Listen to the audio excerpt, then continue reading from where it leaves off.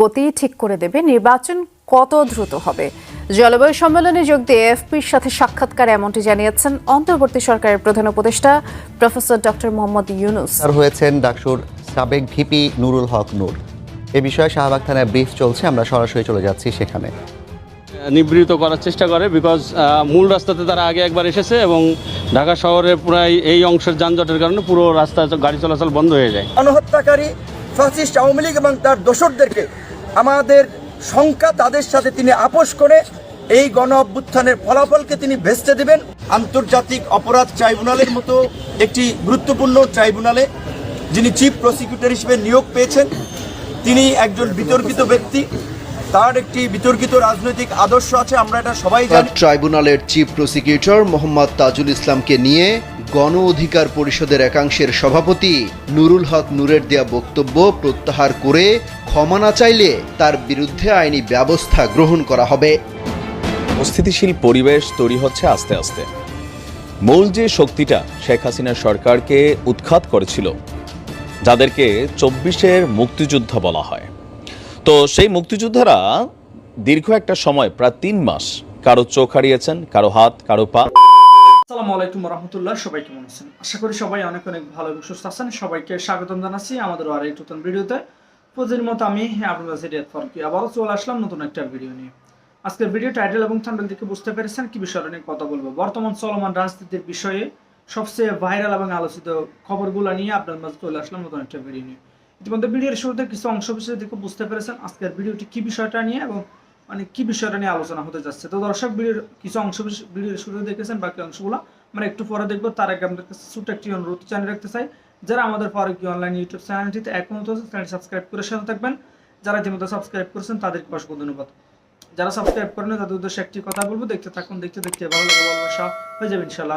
আর বেশি কথা বলছেন আমরা একটা ভিডিও ফুটেজের মাধ্যমে একটি গুরুত্বপূর্ণ ট্রাইব্যুনালে যিনি চিফ প্রসিকিউটর হিসেবে নিয়োগ পেয়েছেন, তিনি একজন বিতর্কিত ব্যক্তি, তার একটি বিতর্কিত রাজনৈতিক আদর্শ আছে, আমরা এটা সবাই জানি। এবং ইতিমধ্যেই তিনি আওয়ামী লীগের নেতাদের সাথেও জাতীয় পার্টির নেতাদের সাথেও মিটিং করেছেন, আমরা তথ্য পেয়েছি। কিন্তু যেহেতু আমরা এই সরকারেরই পার্ট, এই আন্দোলন সংগ্রামেরই পার্ট, কাজে আমরা কথা বলতে চাই নাই।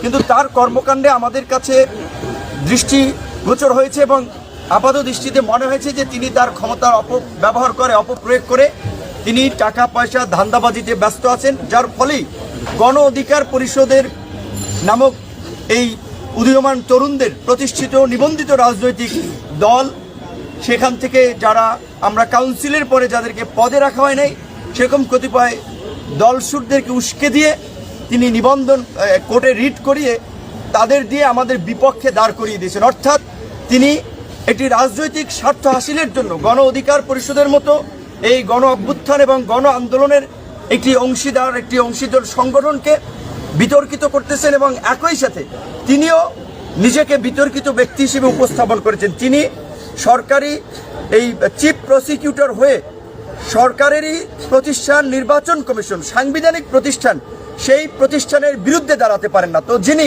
কিছু পয়সার লোভে, কয়েক লক্ষ টাকার লোভে যদি তিনি এইভাবে তার নীতি নৈতিকতা শুরুতে বিসর্জন দেন, তাহলে এই মামলায় যাদেরকে ফাঁসি দেওয়া হবে, যাদেরকে যাবজ্জীবন দেওয়া হবে, এই গণহত্যাকারী ফ্যাসিস্ট আওয়ামী লীগ এবং তার দোসরদেরকে আমাদের সংখ্যা তাদের সাথে তিনি আপোষ করে এই গণ অভ্যুত্থানের ফলাফলকে তিনি ভেস্তে দেবেন, এই আদালতকে সরকারকে বিতর্কিত করবেন।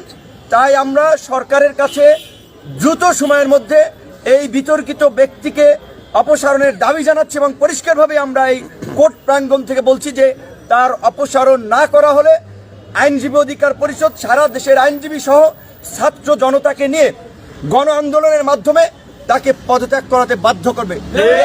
আন্তর্জাতিক অপরাধ ট্রাইব্যুনালের চিফ প্রসিকিউটর মোহাম্মদ তাজুল ইসলামকে নিয়ে গণ অধিকার পরিষদের একাংশের সভাপতি নুরুল হক নূরের দেয়া বক্তব্য প্রত্যাহার করে ক্ষমা না চাইলে তার বিরুদ্ধে আইনি ব্যবস্থা গ্রহণ করা হবে। বৃহস্পতিবার বিকেল ৫টার সময় গণ অধিকার পরিষদের একাংশের সভাপতি নুরুল হক নূর এবং তার একদল সহযোগী ও বহিরাগত ব্যক্তিদের নিয়ে সুপ্রিম কোর্ট প্রাঙ্গণ থেকে উস্কানিমূলক ও মানহানিকর স্লোগান দিতে একটি মিছিল নিয়ে আন্তর্জাতিক অপরাধ ট্রাইব্যুনালের মূল প্রবেশ গেট দিয়ে জোরপূর্বক প্রবেশের চেষ্টা করেন। পরে ট্রাইব্যুনালের নিরাপত্তায় নিয়োজিত আইনশৃঙ্খলা বাহিনীর সদস্যদের বাধার মুখে ট্রাইব্যুনালে ঢুকতে না পেরে নুরুল হক নূর তার দলীয় কর্মীদের নিয়ে ট্রাইব্যুনালের গেটে একটি সাংবাদিক সম্মেলন করেন। তিনি আন্তর্জাতিক অপরাধ ট্রাইব্যুনালের চিফ প্রসিকিউটর মোহাম্মদ তাজুল ইসলামের বিরুদ্ধে আওয়ামী লীগ ও জাতীয় পার্টির সঙ্গে বৈঠকের ভিত্তিহীন, বানোয়াট, অসত্য, উস্কানিমূলক কিছু অভিযোগ গণমাধ্যমে প্রকাশ করেন। উদ্দেশ্য প্রণোদিতভাবে তার আনা এসব মিথ্যা অভিযোগ ইলেকট্রনিক ও প্রিন্ট মিডিয়া এমনকি সামাজিক যোগাযোগ মাধ্যমে ছড়িয়ে যায়।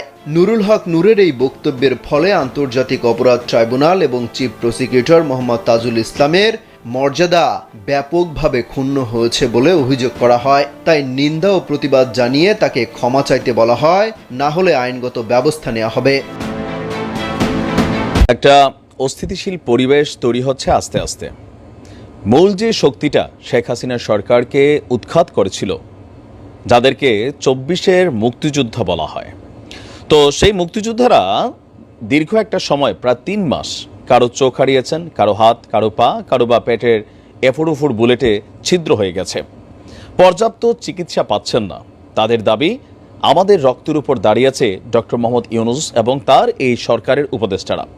অনেকেই দামি দামি গাড়িতে ঘুরছেন, সম্মান পাচ্ছেন, অর্জন পাচ্ছেন, কিন্তু আমরা যাদের রক্তের উপর তোমরা বসে এই মার্সিডিজ বেঞ্জ চড়ছো, আমরা কি পাচ্ছি? গতকালকে আপনাদের খেয়াল থাকার কথা যে পঙ্গু হাসপাতালের সামনে আহত শিক্ষার্থীদের যেই প্রটেস্ট ছিল গভীর রাতে, সেখান থেকে একটা মিটিং হওয়ার কথা ছিল আজকে সচিবালয়ের এই মিটিংয়ে যারা ভিডিও ফুটেজগুলো দেখেছেন, সার্জিস ছিল, হাসনাত ছিল, নাহিদ ছিল, আসিফ ছিল, মাহফুজ আলম ছিল, আরও উপদেষ্টারও ছিলেন সেখানে বেশ কয়েকজন। কিন্তু আহত শিক্ষার্থীদের যে ভাষা, যে বক্তব্য, সেখানে শোষণ এবং বঞ্চনার কথাটা উঠে এসেছে। এর পাশাপাশি আহত এই 24-এর মুক্তিযোদ্ধা যারা দাবি করেন, তাদের মধ্য থেকে একজনকে উপদেষ্টা নিয়োগের এবার চাপ এসেছে। এখন এইটা কখন ঘটছে? যখন আজকে আজারবাইজানের রাজধানী বাকুতে অনুষ্ঠিত আপনার যে কনফারেন্স অফ প্যারিস 29 শীর্ষক বৈশ্বিক জলবায়ু সম্মেলনে যোগদান শেষে দেশে ফিরেছেন প্রধান উপদেষ্টা গতকালকে, আর এরই মাঝখানে দেশে চলছে এই অবস্থা। এর আগে 3 জন যেই উপদেষ্টা নিয়োগ, একজন তো আগেই ছিলেন মুস্তফা সরওয়ার ফারুকি, ইভেন আকিজ গ্রুপের যিনি কর্ণধার একজন আছেন শেখ বশির। তো ফারুকি বরাবরই মোটামুটি একটা কি বলা হচ্ছে কৌশলী ভূমিকা পালন করেছেন, আর সেই কৌশলী ভূমিকায় হুট করে আইসার 4টে স্ট্যাটাস দিয়া একজন উপদেষ্টা যদি হওয়া যায়, তাহলে হিরো আলমের দোষ কি, এমনটা অনেকে দাবি করছেন। আর ফারুকির উপদেষ্টা হওয়ার পরেই বেসিক্যালি নানান অঙ্গনে এটার প্রটেস্ট, প্রতিবাদ চলছে। কিন্তু অন্তর্বর্তী সরকারের একজন খুবই গুরুত্বপূর্ণ মাস্টারমাইন্ড মাহফুজ, তিনি বলছেন যাদেরকে নিয়োগ দেওয়া হয়েছে খুব শীঘ্রই তারা তাদের যোগ্যতা, দক্ষতা প্রমাণ করবে, মানে তাদেরকে এই পদ থেকে অপসারণ করা হবে না। যদি রাস্তায় প্রটেস্ট করে, সেটা আইনশৃঙ্খলা বাহিনী হয়তো ব্যালেন্স করবে।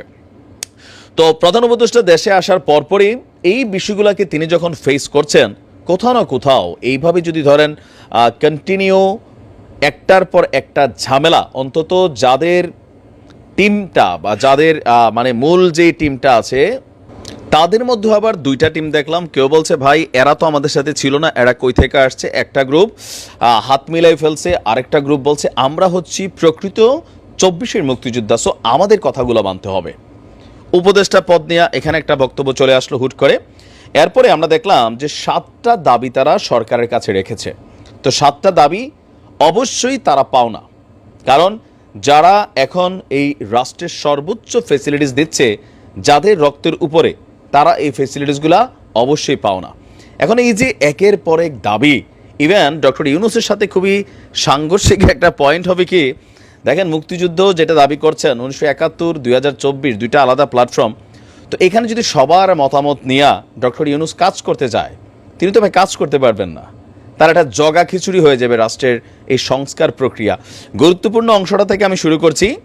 তাদের একটা দাবি হচ্ছে আগামীতে রাষ্ট্র সংস্কারে 24-এর গণঅভ্যুত্থানের শহীদ পরিবারের সদস্য এবং আহত যোদ্ধাদের মতামত গ্রহণ করতে হবে। কেমনে?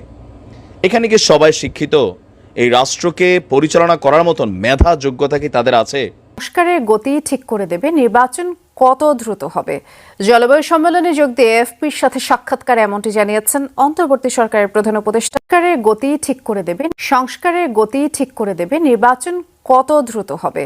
জলবায়ু সম্মেলনে যোগ দিয়ে এএফপির সাথে সাক্ষাৎকারে এমনটি জানিয়েছেন অন্তর্বর্তী সরকারের প্রধান উপদেষ্টা প্রফেসর ডক্টর মোহাম্মদ ইউনূস।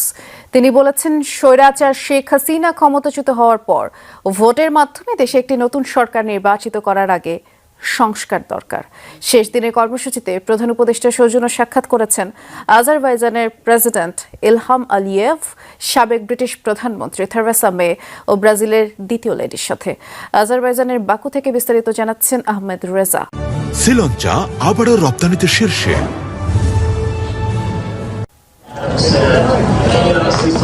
জলবায়ু সম্মেলনে ব্যস্ত সময় পার করেছেন অন্তর্বর্তী সরকারের প্রধান উপদেষ্টা ডক্টর মোহাম্মদ ইউনূস। সেখানে সাক্ষাৎকার দিয়েছেন কয়েকটি আন্তর্জাতিক গণমাধ্যমকে। বার্তা সংস্থা এএফপি-কে দেয়া সাক্ষাৎকারে ডক্টর ইউনূস বলেছেন, শেখ হাসিনা ক্ষমতাচ্যুত হওয়ার পর গণতান্ত্রিক নির্বাচনের পথেই হাঁটছে তার সরকার। শান্তিতে নোবেলজয়ী ডক্টর ইউনূস বলেন, সংস্কারের গতি ঠিক করে দেবে বাংলাদেশের নির্বাচন কত দ্রুত হবে। That's a promise that we made that as soon as we are ready, we'll have the elections so the elected people can take over, run the country. We are the interim government, so our period should be as short as possible. এছাড়া জলবায়ু সম্মেলনে প্রধান উপদেষ্টার সফরের শেষ দিনের শুরুটা করেন আজারবাইজানের প্রেসিডেন্ট ইলহাম আলিয়েভের সাথে সাক্ষাতের মধ্য দিয়ে, যেখানে বাংলাদেশ ও আজারবাইজানের সম্পর্ক গভীরতর করতে উদ্যোগ নিতে আহ্বান জানান দুই নেতা। দেশটির প্রেসিডেন্ট নতুন বছরের শুরুর দিকে একটি উচ্চ পর্যায়ের প্রতিনিধি দল বাংলাদেশ সফরে পাঠানোর কথা জানিয়েছেন। প্রেসিডেন্ট আলিয়েভ অন্তর্বর্তীকালীন সরকারকে অভিনন্দন জানিয়েছেন। বলেন, জুলাই আগস্ট বিপ্লব সহ বাংলাদেশে সাম্প্রতিক ঘটনাও পর্যবেক্ষণ করছে তার সরকার। সম্মেলনের সাইডলাইনে প্রধান উপদেষ্টার সাথে সাক্ষাৎ করেন সাবেক ব্রিটিশ প্রধানমন্ত্রী থেরেসা মে। এ সময় ডক্টর ইউনূস জানান, তার সরকার উৎপাদন খাতে বিদেশি বিনিয়োগের লক্ষ্যে শ্রম খাতে সংস্কার আনছে। সফরের শেষ কর্মসূচিতে প্রধান উপদেষ্টার সাথে বৈঠক করেন ব্রাজিলের দ্বিতীয় লেডি লু আলকমিন। এ সময় ডক্টর ইউনূসকে তার লেখা বই উপহার দেন। সেটি প্রধান উপদেষ্টাকে নিয়েই লেখা। দিন দিন গুরুত্ব হারাচ্ছে জলবায়ু সম্মেলন। প্রথমবারের মতো সরকার প্রধান হিসেবে যুক্ত হয়ে প্রফেসর ডক্টর ইউনূস জানালেন, এই জলবায়ু সম্মেলনের কার্যকারিতা কতখানি আছে তা নিয়েও ভাবা দরকার।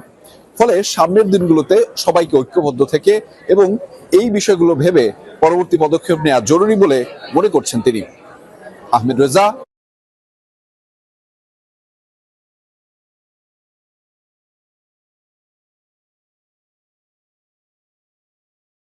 পথেই হাঁটছে তার সরকার। প্রিয় দর্শক, এই বিষয়ে আপনার মতামত জানতে চাই, কমেন্ট সেকশনে জানাতে ভুলবেন না। আর আমাদের চ্যানেলটি সাবস্ক্রাইব করে সাথে থাকবেন। ধন্যবাদ সবাইকে। দেখাবো অন্য কোনো ভিডিওতে। আল্লাহ।